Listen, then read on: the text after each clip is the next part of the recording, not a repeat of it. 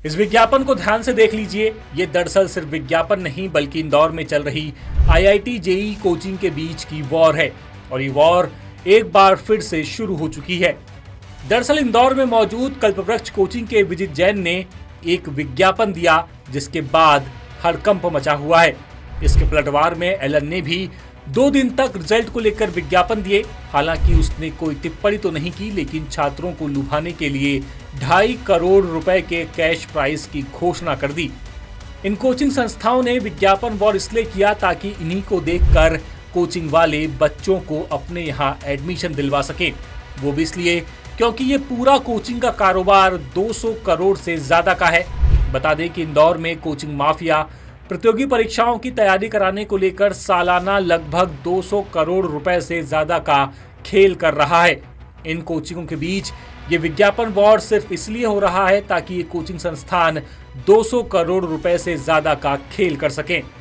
इसमें शहर के 20 से ज्यादा कोचिंग संस्थान ही अकेले 150 करोड़ रुपए से ज्यादा कमा रहे हैं और इन्हीं स्कूलों के बच्चे एलन, कल्पवृक्ष, कैटलाइजर, अनअकैडमी और मेडिमैथ में पढ़ते हैं। वहां पर कम से कम एक बच्चे की जेईई की फीस 1,40,000 रुपए है। ऐसे में अगर आप गणित थोड़ा बहुत भी जानते हैं तो हिसाब लगाइए कि सिर्फ 3,000 बच्चों के ही कोचिंग वालों को सालाना 42 करोड़ रुपए की फीस मिल रही है। अब पहले तो आप ये जानिए कि कल्पवृक्ष ने जो विज्ञापन दिया उसमें क्या लिखा था। कल्पवृक्ष ने लिखा कि क्या ये मिसगाइड करने की हद नहीं। आज कुछ कोचिंग संस्थान खुद को नंबर 1 बताने की होड़ में इतने आगे निकल गए हैं कि बच्चों और अभिभावकों को गुमराह करने की हदें पार कर रहे हैं। जेईई जैसी प्रतियोगी परीक्षा के लिए 2 ईयर क्लासरूम प्रोग्राम पूरी तरह उपयुक्त है, लेकिन बाजार में कुछ कोचिंग्स नया और बड़ा दिखने की होड़ में अब 7 ईयर क्लासरूम प्रोग्राम तक शुरू कर चुकी हैं और फिर दावा करती हैं कि हमने 7 साल की क्लासरूम ट्रेनिंग से टॉपर्स बनाए। मतलब ये हुआ कि इन कोचिंग संस्थाओं ने बच्चों से उनका बचपन ही छीन लिया और बचपन को किताबों के बोझ तले दबा दिया। क्या आप सच में एक 6वीं क्लास के बच्चे को आईआईटी की रेस में धकेलना चाहते हैं जबकि वो अभी तक ठीक से पढ़ना सीख रहा होता है? क्यों आप उससे उसका बचपन छीनना चाहते हैं? कल्पवृक्ष ने जो विवादित विज्ञापन दिया उसमें एक बार फिर 13 घंटे पढ़ाई कराने का जिक्र है। 13 घंटे पढ़ाई कराने के दावे को लेकर पहले भी कल्पवृक्ष को शहर के शिक्षाविदों और नामी स्कूलों के प्रिंसिपलों की आलोचना का सामना करना पड़ा था, लेकिन एक बार फिर कल्पवृक्ष ने अपने विज्ञापन में 13 घंटे पढ़ाई कराने की बात लिखी। अब अगर कल्पवृक्ष के विज्ञापन को ध्यान से देखें तो इसमें स्कूलों के नाम नहीं दिखेंगे। इसमें सिर्फ 2 साल की क्लासरूम में की गई पढ़ाई का ही जिक्र है।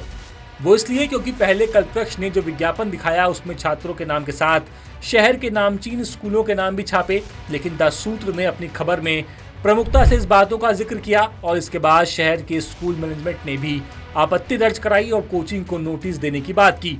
इसके बाद कल्पवृक्ष के विजित जैन के होश उड़े और उन्होंने विज्ञापन से स्कूलों के नाम हटा दिए। बता दें कि कल्पवृक्ष ने अपने विज्ञापन में इंदौर के जिन 48 बच्चों के जेईई में सिलेक्शन होने को लेकर फोटो और जानकारी छपवाई, उनमें शहर के नामी सीबीएसई स्कूलों का जिक्र था। इन नामी स्कूलों में the Shishukunj International School, Emerald Heights School, Vedansh International School, Saint Paul Higher Secondary School, Choithram School Manikbagh, Jawahar Navodaya Vidyalaya, Choithram School North Campus, Shri Vaishnav Academy, Saint Raphael's Academy, Shri Satyasai Vidya Vihar, New Greenfield Higher Secondary School, Ikayana School, DPS, New Digambar Public School, Vidyasagar School, Prestige Public School, Golden International School, Kendriya Vidyalaya क्रमांक 2, Saint Norbert School, Sarafa Vidya Niketan, laurels school International, Poddar International School, Chameli Devi School Group of Institutions, Medicaps International School, Atomic Energy Central School, Sikka 78 school और अग्रसेन विद्यालय जैसे नाम शामिल थे। School वालों का कहना था कि कोचिंग वालों की इस हरकत से उनके स्कूल का नाम खराब हो रहा है।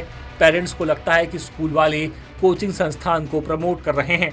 स्कूल संचालकों ने आरोप लगाया कि खुद कल्पवृक्ष के संचालक बताएं कि अगर बच्चा उनकी कोचिंग में 13 घंटे की पढ़ाई कर रहा है तो फिर वो स्कूल की पढ़ाई कब और कैसे कर रहा है।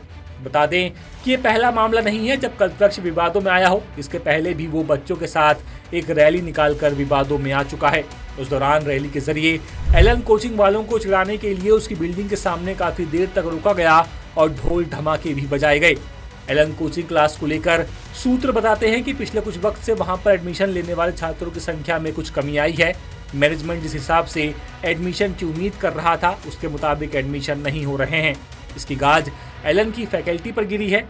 एलन की फैकल्टी ने नाम ना बताने की शर्त पर बताया कि फैकल्टी की सैलरी और प्रमोशन को यहां से सिलेक्ट होने वाले बच्चों से जोड़ दिया गया है। यानी कोचिंग के विवाद में बच्चों और स्कूल वालों का नाम खराब हो रहा है और इसकी सबसे बड़ी वजह है इन प्राइवेट कोचिंग वालों के लिए किसी नियम या कानून का ना होना। इंदौर से सीनियर जर्नलिस्ट विश्वनाथ सिंह की रिपोर्ट।